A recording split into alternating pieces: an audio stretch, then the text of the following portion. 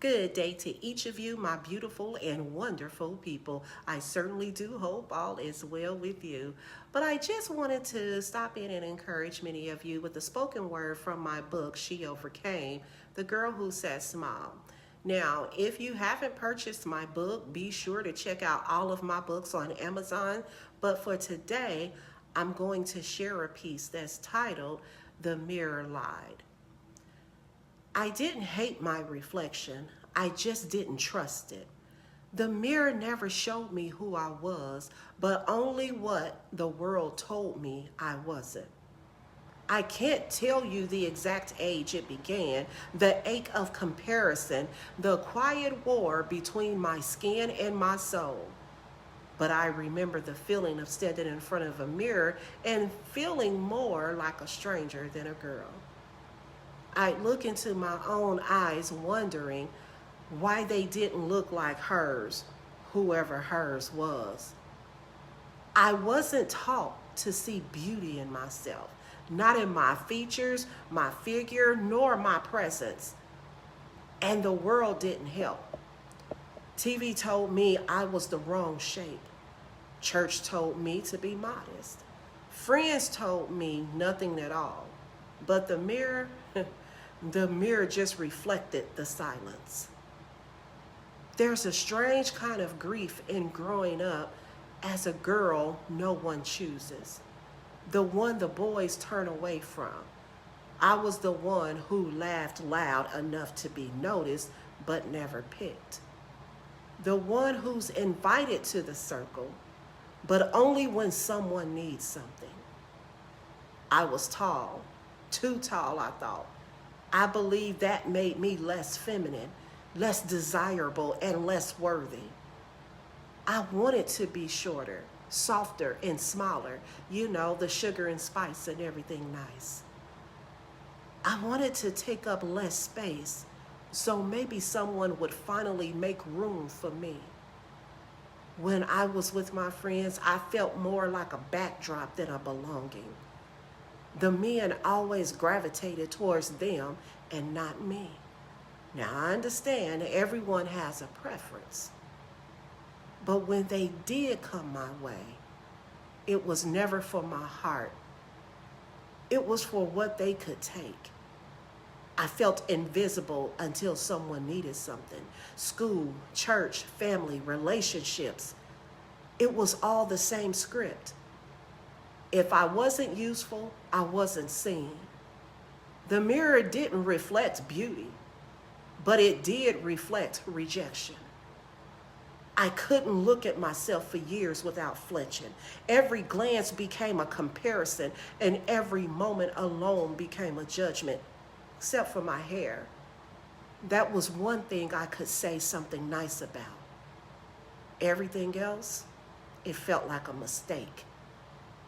I tried to fix what I saw. I straightened, I covered, I layered, I smiled. I studied other girls and tried to mimic what made them worthy. I didn't want to be noticed, but I wanted to be accepted, and even that felt unreachable. I tried to fit into a version of femininity that was never meant for me. And that mirror never corrected me. It just stayed silent. The mirror became a place of negotiation. How much of myself could I change today? What part of me could be less distracting, less complicated, less me? When that didn't work, I turned inward. I questioned my worth beyond skin. I wondered if my personality was wrong. You know, I wondered too quiet, too emotional, or even too spiritual. I began shrinking in layers, first externally, then internally. It didn't feel like self-hate, but it sure felt like survival. When no one affirms your God-given identity, you start building one out of scraps, out of comparison, out of performance, and out of thin air, hoping no one sees how hollow it feels. I tried to be beautiful through affirmation, but it never lasted. I tried to be valuable through achievements, but they only fed the lie. I tried to be holy through perfection, but holiness was never meant to be earned. But then God broke his silence. He told me that is not who you are.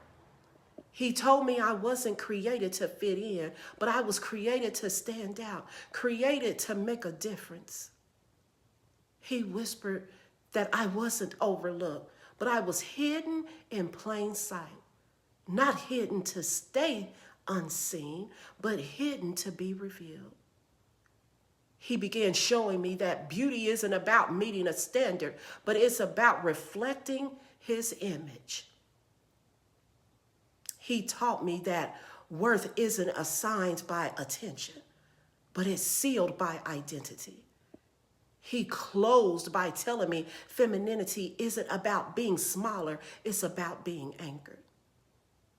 He didn't scold me for being insecure. He didn't ask me to fix it first. He simply told me the truth. He told me that I was fearfully and wonderfully made. He told me that I was wonderfully loved and the mirror wasn't my master, but he was. And slowly, he began to show me what my reflection missed. He taught me to stop asking the mirror who I am and start asking him who I was. The world never showed me my worth, but God never stopped revealing it. Then is when I realized the mirror lied, but God never does. Songs of Solomon 4:7 says, "You are altogether beautiful, my darling, beautiful in every way." Ephesians 2:10, "For we are God's masterpiece. He created us anew in Christ Jesus so we can do the good things he planned for us long ago." Y'all have a good day.